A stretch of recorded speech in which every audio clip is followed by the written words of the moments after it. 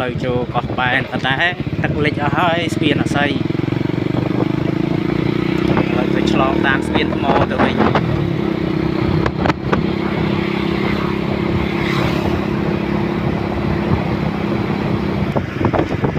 ឡើងគេលក់ហូរហែវិញមកកលេងពុកវិញដោយអ្នកលក់តែគ្មានអ្នកទិញ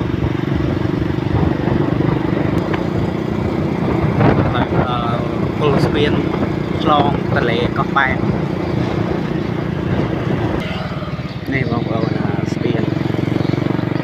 ឆ្លងទៅកោះបែន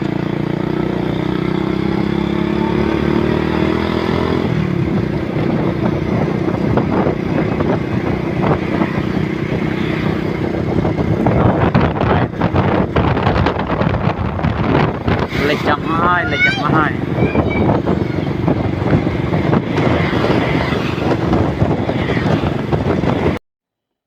បាទនេះពូម៉ាក់ខ្ញុំហើយនឹងខ្ញុំកន្លែងនេះចូលសម្លេងទីខ្យល់តិចម្ដងកោះបែនហើយបងប្អូនពីរនាក់អាម៉ាក់ខ្ញុំហើយពីរនាក់បងប្អូន4នាក់ពីម៉ូតូយ៉ាត់គេយកលុយចុះឲ្យយ៉ាត់គេយកលុយមានឡាននេះច្រើនទៅស្ងទៅដល់សាច់តែលុយមួយនាក់អុយ5000គ្រឿង2នាក់ហើយកន្លែងនេះដែលខ្ញុំនិយាយពីដើមមកថាអស់លុយមែនប៉ុន្តែអស់លុយផ្ញើម៉ូតូណាបងប្អូនម៉ូតូមួយ5000ម៉ូតូ2អស់10000រៀលដោយការគិត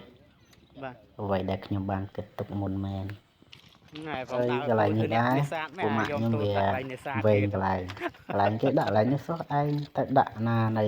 កន្លែងគេនេះសាធ្វើវីដេអូកន្លែងនេះគេធ្វើវីដេអូធ្វើអីណាក្បាស់វាយរបស់គេរាយរាប់ហើយបន្ទាប់ពីហ្នឹងទៅយើងទៅរកកន្លែងអង្គុយជុំគ្នាដាក់បន្តិចតួចចឹងចាំមើលទៅឃើញពូម៉ាក់ខ្ញុំយូរអីនេះកន្លែងនេះឃើញទេតែក្បាលបូមហ្នឹងឡើយហើយមើលកន្លែងនេះវិញអូគេស្គាល់លយមែនតើស្អាតហ្មង